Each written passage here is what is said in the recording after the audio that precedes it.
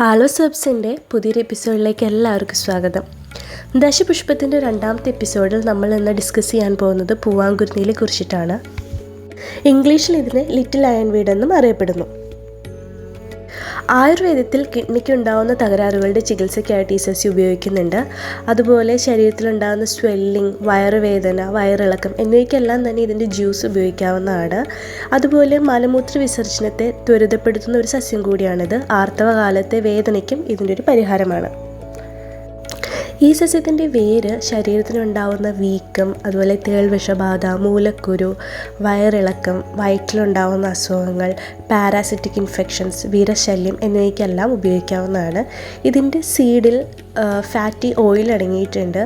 അതിനും ധാരാളം ഔഷധ ഗുണങ്ങളുണ്ട്. ഈ പൂവാങ്കുരുന്നിലയുടെ തണ്ടിൽ ശരീരത്തിന് ആവശ്യമായിട്ടുള്ള വൈറ്റമിൻസും മിനറൽസ് എല്ലാം അടങ്ങിയിട്ടുണ്ട്. അതിലുൾപ്പെടുന്നതാണ് vitamin C, magnesium, zinc, iron എന്നിവയെല്ലാം.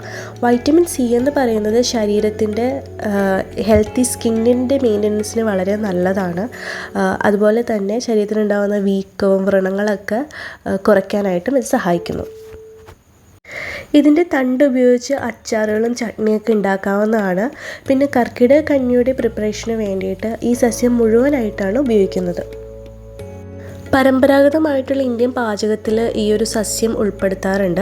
അതുമാത്രമല്ല, ഇതിനെ സംബന്ധിച്ച് ചില ആത്മീയമായിട്ടുള്ള വിശ്വാസങ്ങളുണ്ട്. അത് പറയുന്നത് ഇങ്ങനെയാണ്: ഈ ഒരു സസ്യം വീട്ടിൽ വളർത്തുകയാണെങ്കിൽ വളരെ ഭാഗ്യം കൊണ്ടുവരും എന്നുള്ളതാണ്. അതുകൊണ്ട് തന്നെയാണ് ഇത് ദശപുഷ്പങ്ങളിൽ ഒന്നാക്കി പരിഗണിക്കപ്പെട്ടിട്ടുള്ളത്. അതുപോലെ തന്നെ ഈ ഒരു സസ്യം വിശേഷ ദിവസങ്ങളിലും ചടങ്ങുകളിലെല്ലാം ഉപയോഗിച്ച് വരുന്നുണ്ട്. പൂവാങ്കുരുന്നിയെ കുറിച്ചുള്ള ഇന്നത്തെ എപ്പിസോഡ് നിങ്ങൾക്ക് ഇഷ്ടപ്പെട്ടുവെങ്കിൽ എന്നെ സപ്പോർട്ട് ചെയ്യുക. നന്ദി.